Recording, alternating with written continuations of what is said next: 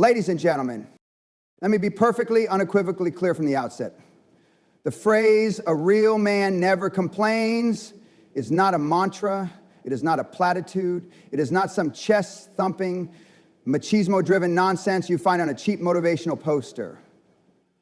It is, in fact, one of the most profound and misunderstood neurological and physiological operating principles for human excellence ever conceived. For the next while, we are going to surgically dissect this concept, not with the blunt instruments of pop psychology, but with the razor-sharp scalpels of modern neuroscience, endocrinology, and plain unvarnished truth. We are going to tear down the monument of weakness you built in your minds and erect a fortress of undeniable resilience in its place. I want you to picture a complaint. Not just the words, but the actual physical electrochemical event inside your brain. When you vocalize a complaint, "This traffic is unbearable, my boss is an idiot, I'm so tired," you are not merely describing a circumstance. You are performing a specific neurological ritual. You are activating your brain's limbic system, the ancient seat of emotion and threat detection, specifically the amygdala. You are, in effect, ringing a primal alarm bell that screams danger, suffering to your entire biological system. And what happens when that alarm bell rings? Your body responds. It floods your bloodstream with cortisol and adrenaline, your stress response is activated, your heart rate increases, your blood pressure rises, and your cognitive function, your precious problem-solving prefrontal cortex, begins to shut down. You are literally bathing your brain in a chemical soup that makes you stupid, weak, and reactive. You are voluntarily poisoning your own well. Now, let me tell you a story. I once worked with a special forces unit, studying their resilience under extreme duress. These were men who operated in environments of sheer chaos, freezing cold, sleep deprivation, constant physical threat. And I noticed something fascinating.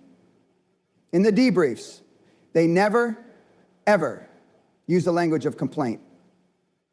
They didn't say, "It was freezing, I was miserable." They said, "The temperature presented a challenge to manual dexterity, which we mitigated by altering our grip." They didn't say, "The mission was a nightmare." They said the operational parameters were dynamic and required rapid adaptation. This wasn't just semantics. This was a trained, deliberate, cognitive reframing. By stripping the emotional, victim-laden language from their experience, they prevented the amygdala hijack. They kept their prefrontal cortexes, the mission command center, online and in charge. They weren't denying the reality of the cold. They were denying the cold the power to control their internal state. That, ladies and gentlemen, is the essence of not complaining. It is not about suppression. It is about supreme, conscious command of your own internal environment. Dat, dat, dat, dat, dat, dat, dat. Murmur. Dat, dat, dat, dat, dat, dat. Dat, dat. Dat, dat, dat, dat. Complaining is a prayer to the God of misfortune. It is an affirmation of powerlessness. Every time you utter a complaint, you are telling your brain, your body, and the universe, "I am a passive recipient of my circumstances. I have no agency here." And your brain, which is the most sophisticated goal-achieving machine on the planet, listens. It says, "Oh, you have no agency? Okay. I'll stand down. I'll stop looking for solutions. I'll just focus on reinforcing this feeling of victimhood." You are programming your own computer for failure. The man who never complains is not a stoic robot. He is a master architect. He understands that between a stimulus and his response, there is a space. And in that space lies his power and his freedom. He does not waste a single joule of energy on bemoaning the stimulus. He invests every ounce of his being in crafting his response. Think of the greatest men you know, the ones you truly respect. I guarantee you they are not the ones in the corner of the office whining about the market, the government, or their bad luck. They are the ones with their heads down, building, creating, solving. They understand a fundamental law of thermodynamics as it applies to human potential. Energy cannot be created or destroyed, only transferred. The energy you expend on complaining is energy you have stolen from the solution. It is a zero-sum game. You have a finite amount of mental and emotional energy each day. You can either invest it in problem solving, or you can squander it in problem describing. The real man makes the investment. Every single time. This is not some abstract feel-good philosophy. The science is unequivocal. Studies on neuroplasticity show us that the neural pathways you fire most frequently become stronger and more dominant. The complaint pathway, that well-worn road from minor inconvenience to amygdala hijack, becomes a superhighway. It becomes your default setting. Conversely, the pathway of cognitive reframing, of solution-oriented thinking, is like a muscle. It is weak at first. It feels unnatural. But with relentless repetition, it becomes the dominant force in your neurological architecture. You are literally, physically rewiring your brain away from being a victim and toward being a victor. The man who does not complain is not bottling anything up. He is simply choosing a more sophisticated, more powerful processing system. He is taking the raw, chaotic data of a negative event and running it through the process of objective analysis, not the virus-ridden software of emotional complaint. Let me give you another example from the medical world. We see it in patients facing devastating diagnoses. You have two types. The first type complains constantly. Why me? This isn't fair. The doctors are incompetent. The pain is unbearable. Their stress levels are astronomically high. Their cortisol is chronically elevated, which we know suppresses the immune system, increases inflammation, and actively hinders recovery. They are, in a very real sense, making themselves sicker. Then you have the second type. They get the same news. It hits them like a freight train. But then they make a choice. They say, okay, this is the reality. What are my options? What is the next step? What can I control?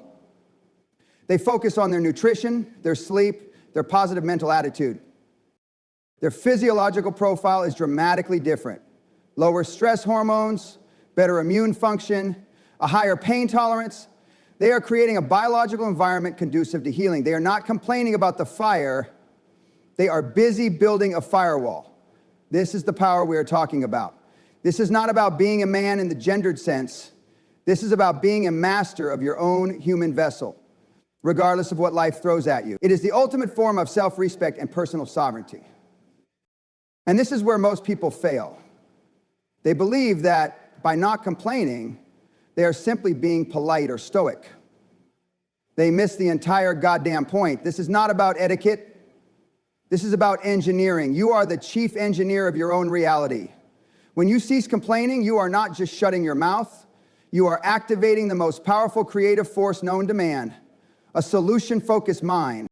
Let's talk about what happens in the vacuum left by a complaint. Nature abhors a vacuum, and so does your brain. When you starve the neural circuits of complaint of their energy, that energy must go somewhere. It is redirected. It floods the circuits of agency, of creativity, of relentless problem solving. You have taken the power away from the problem and given it back to yourself. Suddenly, the traffic jam is not a cause for suffering.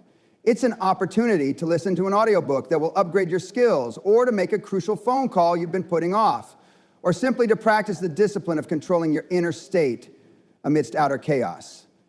That is a superpower. The man who sits in that traffic fuming, complaining to himself, is burning diesel. The man who uses that same time constructively is charging his batteries with a nuclear reactor. The external circumstance is identical. The internal reality, and therefore the ultimate outcome, is worlds apart. I want you to think about a river. A river never complains about the rocks in its path. It doesn't stop and whine. Why is this boulder here? This is so unfair. It simply flows. It adapts. It goes over, around, or through. Over time, it wears down the granite itself through persistent, focused action. That river is a force of nature, and you, at your core, are a force of nature. But the moment you begin to complain, you build a dam in your own river. You stagnate. The water becomes foul, and you sit there staring at the obstacle, talking about how big it is, how it's stopping you, how someone should move it for you. The real man, the force of nature, doesn't see the dam. He sees only the flow. He either dismantles the dam brick by brick, or he finds a new channel. But he never, ever just floats in the stagnant pond of his own grievances. This principle extends into the very fabric of your relationships and your leadership. People are drawn to those who exude competence and control. They are repelled by those who radiate victimhood and blame. In business, who would you rather partner with? The man who, when a project fails, immediately launches into a litany of excuses about the market, his team, his suppliers? Or the man who looks you dead in the eye and says, I own this. Here's what I learned. Here's my new plan. That second man, the one who doesn't complain, but instead takes radical responsibility, builds immense trust. He builds a reputation as a problem solver, a leader, a rock. People will follow that man into hell because they know he won't be complaining about the heat. He'll be figuring out how to use it to his advantage. And let's be brutally, clinically honest about the social contagion of complaint. Complaining is a virus. It's a low-energy, soul-destroying pathogen that spreads through teams, families, and organizations. You walk into an office where the culture is one of complaint, and you can feel it in the air. The atmosphere is thick with the pheromones of resignation. It's a cognitive and emotional cesspool. As a leader, as a father, as a partner, your primary duty is to be the immune system against that virus. Your refusal to participate, your relentless focus on what's next and how do we fix it, acts as an antibody. It cleanses the environment. It raises the cognitive temperature of everyone around you. You become a source of psychological and emotional oxygen in a room suffocating on the carbon dioxide of complaint. This is not easy. Let no one tell you it is. It is the hard path. It is the path of most resistance. Your brain, in its lazy, energy-conserving default mode, will beg you to complain. It will tell you it's justified, that you deserve to vent, that it will make you feel better. It is lying to you. Neuroscience proves it's lying to you. Venting doesn't release negative emotion. It rehearses it. It engraves it deeper into your neural substrate. Every time you vent, you are making it more likely that you will feel and act like a victim the next time a challenge arises. You are practicing for failure. The real man practices for victory. He practices silence in the face of provocation. He practices analysis in the face of chaos. He practices gratitude for the lesson in the face of defeat. He is not waiting for a better world. He is building a better man. And from that man, a better world will inevitably emerge. He builds it with the bricks that were thrown at him. He forges his resolve in the furnace of adversity that others curse. This is the final and most critical evolutionary leap.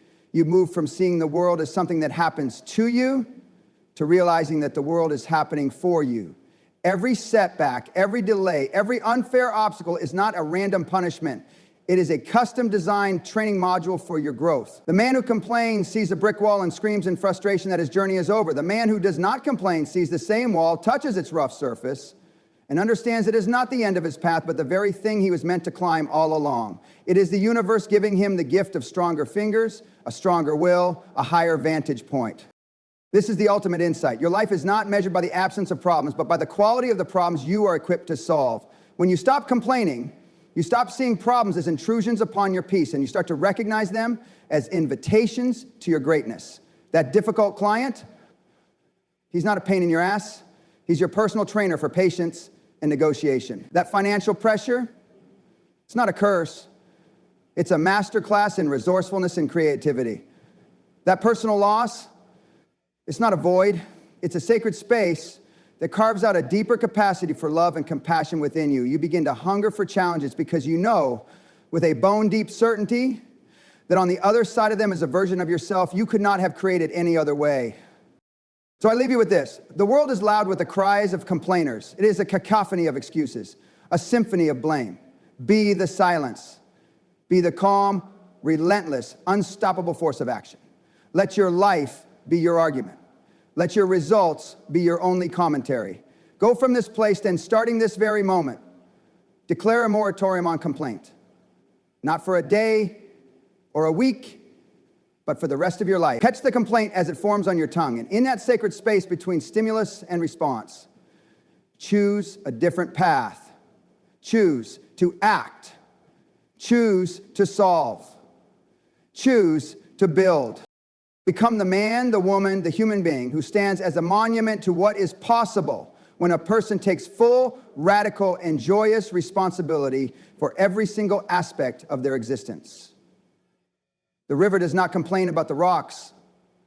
The fire does not complain about the wood it must consume. The eagle does not complain about the height of the mountain. They simply are what they are, and in that pure, uncomplaining expression of their nature, they move mountains. Now go move yours.